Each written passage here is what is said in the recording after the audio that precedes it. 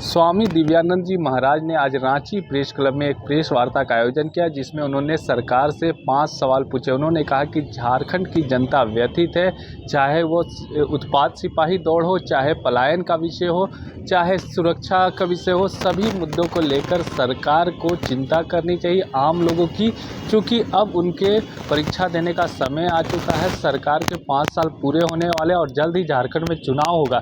ऐसे में सरकार को ये सब विषयों पर सोचना चाहिए और जल्द से जल्द झारखंड के जनता की परेशानियों को हल करना चाहिए।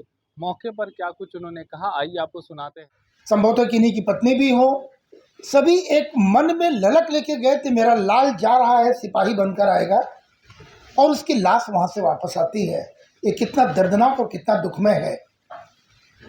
चलिए, मौत के लिए कोई जिम्मेदार नहीं, लेकिन हम तो कह सकते हैं कि जो कार्यक्रम अगर सरकार ने जो रखा था तो सरकार को देखनी चाहिए। देखिए, बहुत सीधी सी बात है, सरकार की अपरिपक्वता के कारण, उस निर्णय के कारण 12 मौतें हुई हैं, जिसके बदले में कुछ चंद पैसे देकर उस मौत के बदले को कोई इसको वापस नहीं कर सकता है।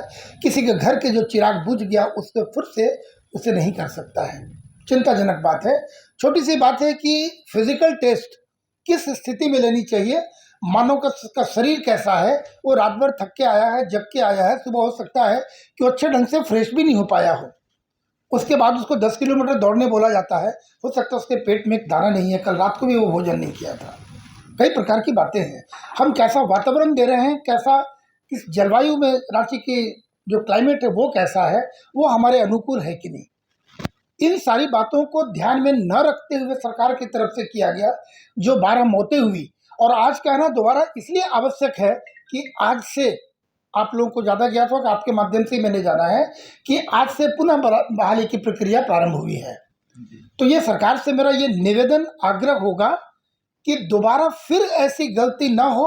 उसके लिए आपने क्या क्या कार्रवाई की है, दोबारा क्या हुआ है, ऐसा दोबारा जो जाने चली गई तो वापस नहीं आएंगी, लेकिन हम दोबारा क्या कर सकते हैं और ऐसे कौन से अपने सेफ्टी मेजर्स लेके रखे हैं कि फिर किसी का लाल उसकी लाश वापस घर न जाए, इस प्रकार की बातें ना हो। वही हमारे रक्षक होने वाले कल हमारी रक्षा के लिए यूनिफॉर्म पहनकर खड़े होंगे, तो उनके लिए बहुत झारखंड बहुत चिंता करता है, झारखंड की जनता को बहुत चिंता है, संत समाज हम बहुत चिंतित है कि देश हमारा कहाँ जा रहा है। हम अपनी भाषा में कहते हैं तो राजा कह सकते हैं, मुख्यमंत्री होना ठीक है, वो एक भाषा है। हम अपनी बोलचाल की भाषा में परंपरा से राजा, हमारे राजा को कैसा होना चाहिए, राजा को अपनी प्रजा की चिंता होनी चाहिए। वो कितना चिंता करते हैं, हमें ऐसा नहीं लगता है कि हमारे लिए बहुत चिंता करें। सभी लोग या तो तुष्टीकरण की राजनीति कर रहे हैं या वो पक्षपात कर रहे हैं, कहीं अपरिपक्वता उनकी दिखाई पड़ती है। इन सारी बातों को लेकर कहते हैं कि अब हम चिंतित हैं कि राजा हमारा सुयोग्य नहीं है। ये दुर्भाग्य से कहना पड़ता है। उस राजा, उस पद को मैं अभी भी सम्मान दे रहा हूँ, व्यक्ति विशेष के प्रति मेरी कोई ऐसी उनके अंदर में कोई भावना नहीं है, लेकिन हम चिंतित हैं और झारखंड के लिए हम सभी चिंता कर रहे हैं। संत समाज बहुत चिंता कर रहा है कि ऐसा दोबारा ना हो। तो 5 प्रश्न, जैसे मैंने कहा कि सरकार से मैं 5 प्रश्न करता हूं। तो पहला प्रश्न जो था हमारा युवाओं के बारे में। दूसरा, युवाओं की बात हम करते हैं, पढ़ लिख कर डिग्रियां ले रहे हैं बच्चे हमारे, और वो सीधा राज्य से बाहर जा रहे हैं, नौकरी ढूंढने 2 जून की रोटी की तलाश में बाहर जा रहे हैं। क्यों जाना पड़ रहा है? हमारे राज्य में ऐसी कौन सी कमी है कि यहाँ उन्हें रोटी नहीं मिलेगी? अब दूसरे राज्य में ऐसा कौन सा, हमसे ज़्यादा संपदा ऐसा कौन सा राज्य है जहाँ वहीं रोटी मिलेगी, हमारे यहाँ नहीं मिलेगी? जब वहाँ मिल सकती है तो मेरे यहाँ क्यों नहीं? हम ऐसा क्यों नहीं कर सकते कि दूसरे राज्य के भी बच्चे हमारे यहाँ रोटी ढूंढने आए? ये कमी हमारे अंदर है। सरकार से आग्रह होगा इस दिशा पर ध्यान दे। प्रश्न होता है कि करना क्या है? कॉरपोरेट को बुलाएं, नौकरी की व्यवस्था करें।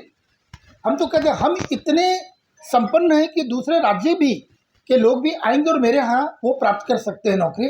हमारे बच्चे जा रहे हैं, बड़ी मुश्किल से 25 साल कोई माता पिता अपने बच्चे को लालन पालन करता है कि अब ये समय फल देगा, और उसी समय उसे घर छोड़ कर जाना पड़ता है। और बाहर की स्थिति पता है कि आप देखिए अभी यूक्रेन में या कई देशों में जब बच्चे गए, किस तरीके से हमारे माननीय प्रधानमंत्री बड़ी धन्यवाद साधुवाद के पात्र हैं, सारे बच्चों को कैसा लाए। तो एक माता पिता अपने कलेजे के टुकड़े को बाहर भेजती है बहुत मुश्किल साथ, बहुत व्यथा के साथ, और उसकी कोई लाइफ की भी गारंटी नहीं है। रोटी की बात तो खैर बात की बात है। तो पुनः सरकार से निवेदन होगा मेरा कि इस दिशा पर बहुत ध्यान देने की आवश्यकता है।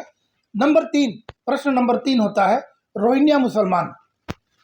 रोहिंग्या ये हमारा देश है, एक देश की व्यवस्था होती है, नागरिकता होती है, तो धर्मशाला से बदतर हो गया है। यदि किसी धर्मशाला में भी कोई जाता है एक रात टिकने के लिए, तो उसे अपना प्रमाण पत्र देना पड़ता है, कोई गारंटी देनी पड़ती है। यहाँ तो कोई भी आ रहा है और रह ले रहा है और रहता ही नहीं है, यहाँ रोजी रोटी भी कमाता है। हमारे बहुत भोले भाले सादे सरल आदिवासी समाज की बेटियां, हमारी बहनें, यदि उनके ऊपर आप देखेंगे कितनी सरल निर्मल जल की तरह होती हैं, बड़ा छलिया ढंग से छल करके उनसे एक प्रेम रचाता है। वो प्रेम नहीं है, वह एक षड्यंत्र के तहत वो प्रेम करता है, प्रेम जाल में फंसाकर, यानी लव जिहाद उसे कह सकते हैं। उसके बाद उसके संपत्ति पे उसकी दृष्टि होती है, लैंड जिहाद की बारी आती है। यहाँ का जमाई बन जाता है, उसकी सारी संपत्ति हड़प लेता है, और फिर उसके बाद आगे आने वाले जो उसके संतान होते हैं वह स्वतः धर्मांतरित तो हो चुका होता है और वो भी मुसलमान होता है। तो यहाँ की नक्शा डेमोग्राफी भी बदल रही है। जनसंख्या की स्थिति देखें कि किस प्रकार से बेतहाशा ये जनसंख्या की वृद्धि हो रही है, उनके ये असंतुलन। यहाँ से जलवायु की बात करें, रोजगार की बात करें, ये सारे जगह प्रभावित हो रहा है। इस बात पे सरकार को ध्यान देने की है कि अविलंब उन्हें यहाँ से निकाल बाहर करनी चाहिए। और विशेष रूप में मैं समाज के लोगों से भी आग्रह करना चाहूँगा, आप किसी धर्म के, किसी संप्रदाय के, किसी मत के, आप लाल हो, गेरुआ हो, हरा हो, पीला हो, काला हो, सफ़ेद हो, सभी को इस मुद्दे पर आगे 2 कदम आनी चाहिए कि यह राज्य की बात है, देश की बात है। और जो बाहर से आ रहे हैं षड्यंत्र करके, उसके अंदर बड़े बड़े अपराधी भी होते हैं, सारे मैसेज हमारे लीकेज करते हैं और बड़ी बड़ी घटनाएं घटती हैं। नागरिकता देने के लिए हम तो जो हमारे देश के बड़े नेता बोल चुके हैं कि जब हम ऐसे और भी कई योजनाएं हैं जहां हम दूसरे को नागरिकता, हम भी उनको भारत में दे सकते हैं। उस पर हम विषयांतर हो जाएगा, हम उस पर विस्तार से नहीं आ रहे हैं। मैंने स्पर्श किया, उस बात को आप समझ रहे हैं और सारी जनता समझती है। चौथा सवाल आता है लगातार आपराधिक गतिविधि।